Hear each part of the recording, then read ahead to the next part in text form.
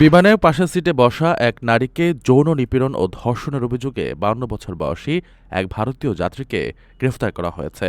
সোমবার সিঙ্গাপুর থেকে অস্ট্রেলিয়ার পার্থগামী স্কুট এয়ারলাইন্সের একটি ফ্লাইটে এই ঘটনা ঘটে।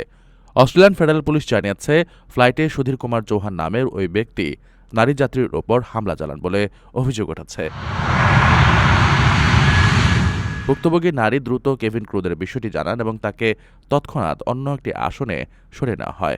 পুলিশ জানায়, কর্তৃপক্ষকে খবর দেওয়ার পর এয়ারলাইন্স কর্মীরা ফ্লাইটের বাকি সময় ওই ব্যক্তির উপর কড়া নজরদারি রাখেন। বিমানটি অবতরণ করার পরপরই অভিযুক্ত ব্যক্তিকে বিমান থেকে নামিয়ে নিয়ে যাওয়া হয়। তার বিরুদ্ধে সম্মতিহীন যৌনমিলন এবং সম্মতিহীন একাধিক অশালীন আচরণের অভিযোগ আনা হয়েছে। অস্ট্রেলিয়ান ফেডারেল পুলিশ বিবৃতিতে জানায়, প্রত্যেক যাত্রীর নিরাপদে ভ্রমণ করার অধিকার রয়েছে। বিমানে বা বিমানবন্দরে কোনো ধরনের অশালীন আচরণ গ্রহণযোগ্য নয় এবং যারা আইন ভঙ্গ করবে তাদের বিরুদ্ধে দ্রুত ব্যবস্থা নেওয়া হবে। প্রবাসীদের জন্য নির্মাণ হচ্ছে দেশের প্রথম স্মার্ট সিটি, যেখানে থাকছে স্কুল, মসজিদ, হাসপাতাল, সুইমিং পুল, হেলিপ্যাড, পাঠাগার, জিম, সুপারমার্কেট, শিশু পার্ক সহ সকল নাগরিক সুবিধা। মাত্র 30 লাখ টাকা বিনিয়োগে মিলছে আকর্ষণীয় ফ্ল্যাট। প্লাটিনাম ইনভেস্টরদের জন্য ঢাকা বিমানবন্দরে ভিআইপি প্রোটোকল সুবিধা।